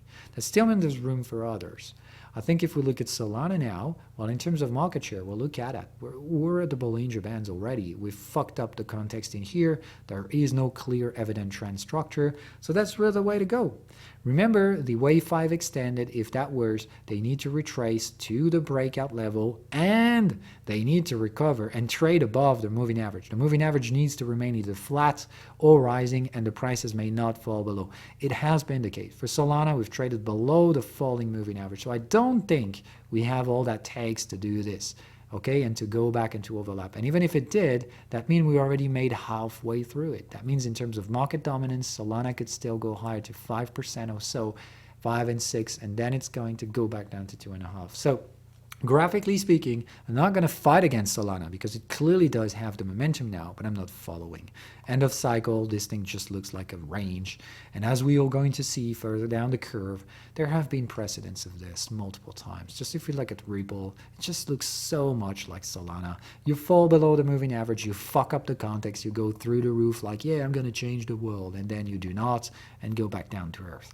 So like Ripple is not a shit coin, okay, frankly speaking. And I think Solana clearly isn't as well. But the truth is, well, for now, I see people clearly anticipate the future before having rationals to do it. The truth is, in that type of argument, Solana is still waiting 2.5%, where back then, kind of Ripple was 17. So it was hard to kind of extrapolate beyond 17. So don't get me wrong, I don't think this is the future for Solana. I'm just saying, for Solana, I wouldn't be buying out of nowhere just by promises that this thing is going to process all the transactions or whatever, blah, blah, blah. Like I said, you're going to have to start that history somewhere. So I think there's a data availability problem with Solana going to have to be solved, because for now, this is not Solana that's going to capture it. The true breakthrough there is in the DA layer of someone like Celestia with the data availability sampling. That means, well, most of the value of a Solana transaction, if it's ending up in a DA that's elsewhere, that means most of the include transaction cost is going to be for someone else than Solana. So God knows if Solana can actually capture that DA layer value. For now, it's not, because there's clearly not a way that the validators can store all that data. Otherwise, they're going to centralize like fuck. And remember, if this is just to be rolled by 30 computers around the world with no intrinsic security elsewhere, that's not decentralized. That's just exactly what we have today. So be very cautious with that. Blockchains need to be decentralized. If just 30 computers are able to run it, and frankly, that doesn't serve any regular purpose. So pay attention to this. Other actors like BNB, as you would see, I see people being bearish on Binance because, yeah, you know, this massive implication with CZ and the company being sued or whatever. Frankly speaking, I'm never going to sell a rising moving average. So I'm still supportive for BNB. It's already at 2.87, which means it's low. It's somewhat slightly higher than Solana. But I think if there's one of these two, which I think could increase its market share in the future, that would definitely be Binance more than Sol. I'm just saying. Cardano, well, look at it, big range. We're in the bottom of it, so I wouldn't be selling. Just like you said, we're oversold already. So I think, yeah, potentially Cardano could regain some of its market shares. But yeah, in the end, it's an altnet layer 1. So it really going to have to do something that Ethereum doesn't. Otherwise, I don't see any real use case. Remember, you can't create trend out of nowhere. It's not because you have a dominance range that you're going to have to take on those market shares. It means we could, but that doesn't mean it will. That's the way to go. Avalanche, interesting stuff in here, as you can see, but same thing, we've traded below a falling moving average, so I don't think there is enough room to go all-time highs. We're trading third range boundary in here. I think AVAX at somewhat 1% overall market share is kind of the way to go. That means I think AVAX can hardly overperform the markets nor underperform. This is a good candidate, actually. Like I said, those candidates who can sustain their market value. And I think kind of Solana could, Avalanche could. I think they're good assets for a portfolio, because remember, the goal is to track the crypto total. The best case would be to find out those who will be able to overperform. And I think Ethereum will. I think Bitcoin will not, will start to underperform, but it's also an absolute requisite asset. You need to have Bitcoin in the portfolio, just not as a number one line, in my humble opinion. AVAX, Sol could very well be good assets, but they will likely, at best, maintain their relative market share or slightly lose it. In terms of overall shares in here, as you can see, we had some kind of a more bullish than bearish stance, which means I think there will be not so many chances that AVAX, a few years from now, will not be trading at somewhat similar dominance level. Okay? Polkadot. Yeah, it doesn't look good. It's only gone down. The moving average is falling. It's just not looking good. We're already trying to build a bottom, so I don't think DOT is going to collapse, but I hardly think it will maintain higher dominance levels in the future. Tron kind of looks like a big range. As you can see, volatility boundary says somewhat like 0.80% to 0.22, and I think this is really kind of average. The moving average has gone down, so in here, chances are to lose dominance more than winning it. Link, oh boy. Rising moving average, never gone bearish. Anytime we try to trade below, it's been rapidly going up against it.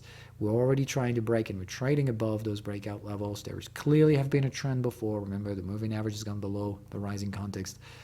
I'm not saying I'm a Link Maxi, but I'm just saying, boy, if you're betting against this thing and buying some shit coins, don't know what the fuck you're doing. I think this guy is going to get to grow its market share over time, no questions asked.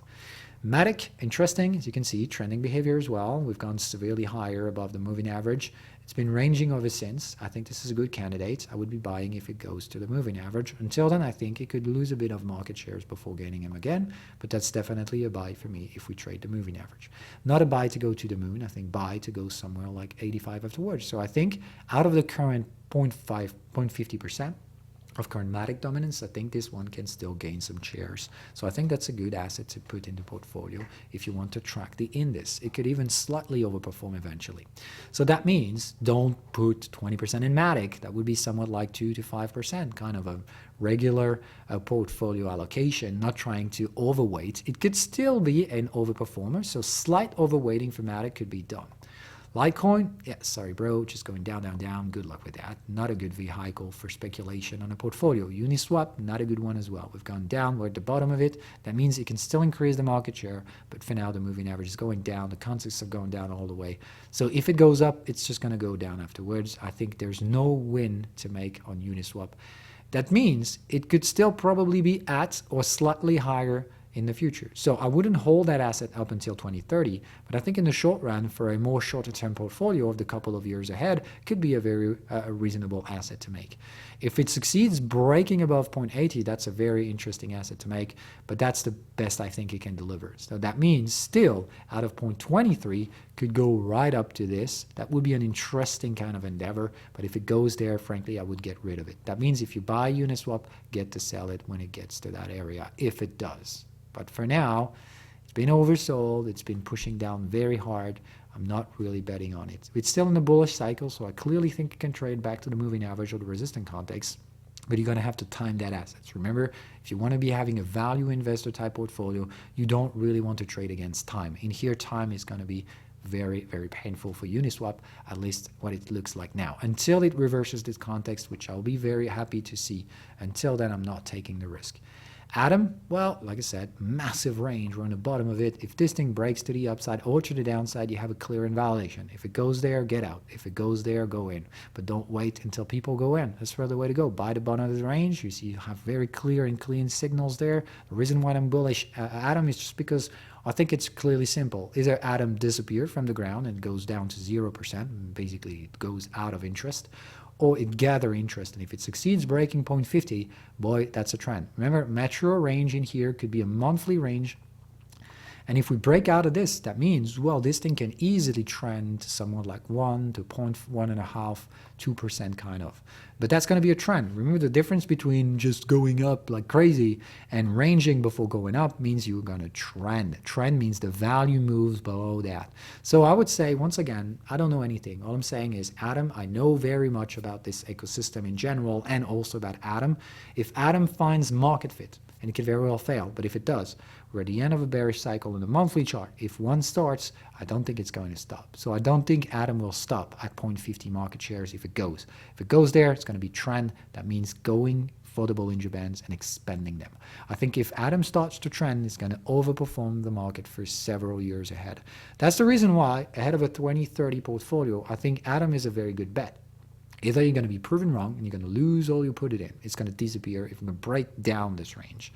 But chances are, if it breaks it down, there are going to be some kind of pullbacks, which means you're going to be able to sort it out and get out pretty much at the same weighting.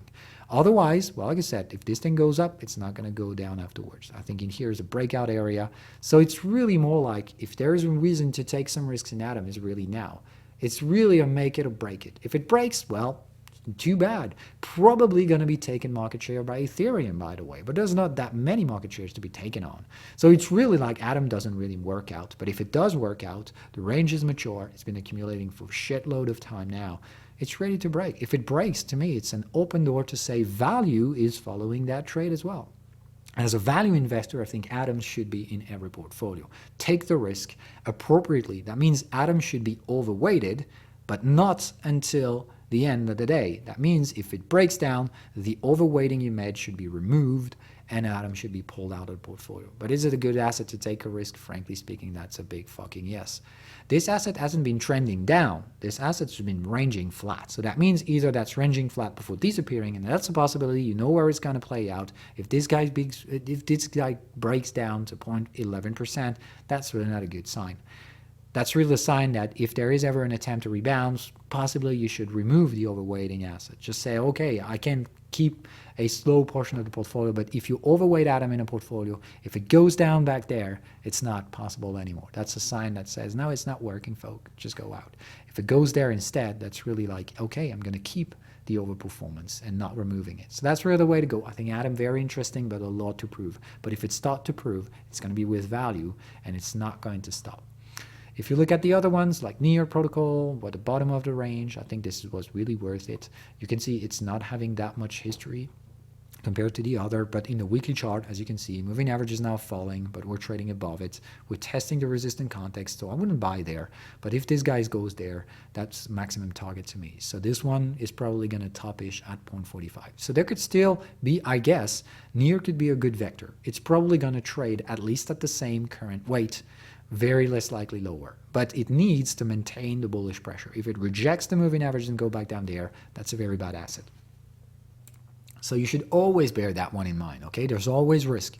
But if Near Protocol goes back down there, as you can see, it's slightly been oversold in a very densely unvolatile cluster, and boom, being going back up.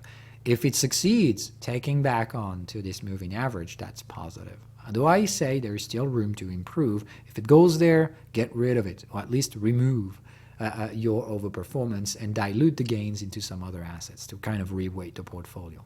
ICP, well, good luck with that. I wouldn't buy any of it. I'm sorry to say it. It's in an area which I think hasn't been ranging mature of any sort. It's just gone lower. Now it's back to the all-time highs of the range. I wouldn't count that as true value. So I would say maximum that we've experienced with this guy is this. The rest is therefore not really going to mention anything. So we're clearly at the top of a range. It needs to break above. If ICP somewhat goes there, range a bit, and then break, I will be favorable for this asset. But until then, well, sorry, I'm not. I think this guy is somewhat the best it can do, and now either it goes lower or goes slightly higher, but there's not much room ahead. Injective, sorry folks, it's just going to the moon. As you can see, good luck with that. Once you find the maximum, this guy is going to bleed out.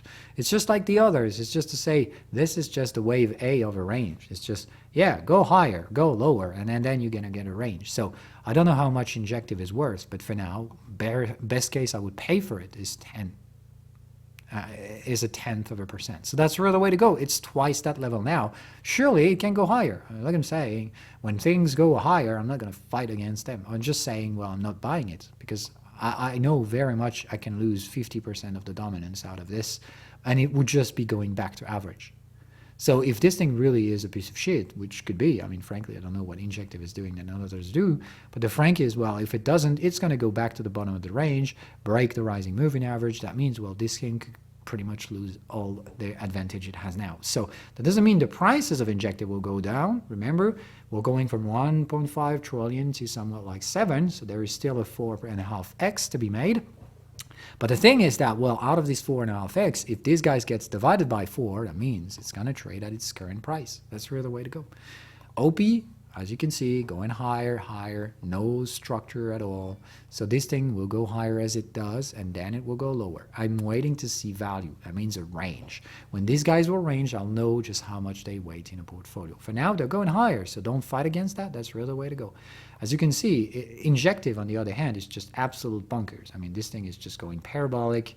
So like I said, it was good in the beginning when Injective was trading like a trend, building a range, breaking out of this. Now, I'm sorry, folks, it's just the future forecasting. Nothing has changed in the fundamental use case of this thing in the last couple of months, but just the outrageous speculation I see here. So I wouldn't be taking Injective. If you do, well, be careful. That's the way to go. Just really, really no overweighting in that kind of assets. Very high risk.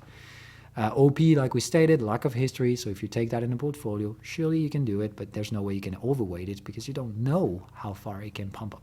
That's really the way to go. Monero, okay, let's go back to this big boy. Though, as you can see, weekly chart in here is so much history, you can even go monthly.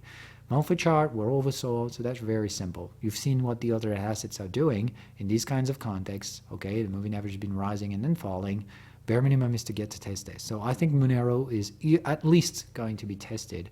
And if it succeeds there, that's going to be there. And I hardly think it can go anywhere higher. So 1% for Monero kind of makes it. We're in the lower area of volatility, so this is really the make or break area for Monero. The cycle is bullish, the momentum is bearish. One of these is lying. I don't know. All I'm saying is Monero, if it starts to pump, I'm going to be agreed to say higher valuation. We're clearly at the bottom now, so probabilities to have a lower is very limited. I think probabilities regarding the ETH3 context is to say, well, yeah, I think Monero is a valuable asset. Though my hunch is Monero in portfolios, yes. Do you want to overweight it? I don't really think so. That's a privacy coin. It's going to be tricky to navigate. It's going to be tricky to handle, basically. It's going to be removed from centralized exchange, so you're going to have this one into self-custody. And custodying these kinds of assets isn't necessarily the easiest thing to do. So be very cautious with Monero. If you don't know how to self-custody Monero, just pass on that one. But that's really the way to go. Render has disappeared. Sorry, I mean, anyway, that was crazy shit. Rune, very interesting, as you can see. Range is clearly visible. Moving average is still rising. I would say it's still monthly in here as a reference. Moving average is still flat rising. We've gone in here. We already had the third range boundary. I would tend to say Rune's value is somewhat guaranteed to be at 0.12%. So we're at value. Though I think Rune is going to maintain market share. It's a very good I think, a candidate for a portfolio to track the overall index. And remember, the overall index could still pull back from 50%. So bear that one in mind. Rune is a good candidate to build a diversified portfolio. That doesn't mean prices won't go down. Don't be dumb enough. Okay, remember, there's a 4x return to be made, but there's also a 50% risk in the process. And you're going to have to take it. If it goes down, that doesn't mean, fuck, I'm losing my money. It's just like, yeah, this is random chaos, and you're going to have to accept that. Okay, so that's really the way to go. And now you can take it down, all the way down to all the other assets. The lower you go into the risk curve, the lesser the chances for them to be very valuable assets in the future. Because, well, basically, the winners are already there. Remember, the next wave is going to be people who buy tech that has proven itself through time.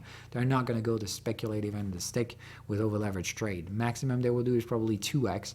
Regarding the risks that we've highlighted before, with potential 50% drawdown, that means you shouldn't even do a 2x leverage. So that's really the way to go. I frankly think this is too dangerous to go 2x now. If there is a massive market pullback, then yes, buy with 2x. But that's it. And you know where to buy. We figured out this area. If we get to lose 50% and we go back to these areas in kind of crypto total, somewhere like 1 trillion and below, that's where you can margin your trades. But that's it. Frankly speaking, I'm not margining anything. If we go lower, I'm going to do it again. If we don't go lower and if we keep grinding higher with breakout technologies and breakthrough on the use cases, on the on-chain metrics and the like, I'm going to just let it ride. That's it. Build a diversified portfolio. Don't over-diversify. I think anything above 10 assets, 15 at best, is just outrageously stupid.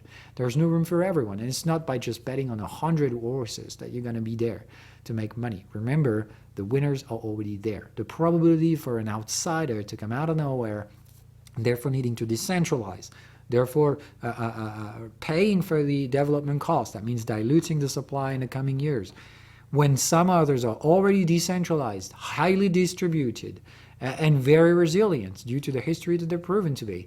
There's just no way this competition can go on forever. I know this has been the stance of this market for the previous cycles and years, that every time we find a new winner, but then we destroy everything and there's a new winner in town, and then we destroy everything and there's going to be a new winner in town. Well, good luck with that. I don't nearly think the next cycle is going to be that type. I think now a clear winner is going to stand out of this, and competition will be erased out of the equation. Forget about the smart contracts platform. I think ETH is going to take it and remove the odds for everyone else competing in that side. That's really the way to go. And if I get proven wrong, someone else is going to take on Ethereum. But until then, everything suggests prototype shorting is just going to go by well. That's it, folks. I'm going to wish you all a pleasant year. It was a long out, 1 hour and 57 minutes. God damn it. But still, I hope you enjoyed it. As usual, we've gone into very, very detailed forecasting here, always looking at charts and probabilities. And that's really the way to go. Not financial advice, obviously. All I'm doing in here is just showing you the lines you can take on. There are many, many assets that I've been skipping in here, so take on them. And try to figure out who's likely to maintain the market shares, who's likely to lose them, what's the overall direction, is it a range, is it a bearish trend, is it a bullish trend? All of these things are, okay? Those who lack of history understand that the risk is therefore not necessarily their probability of reversal. I mean, these markets just go up, so they will finally go down at some point and settle for value. Until then, all that's for you to figure out is generally look at their token supplies. When I'm looking at the kinds of things like OPs and those who do not have that long of a history to trade over, well, that means they generally have lots of dilution. So pay attention to this.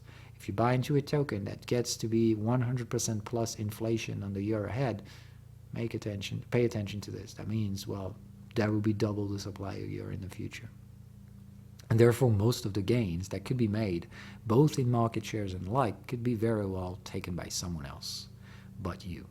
So pay real attention to this, okay?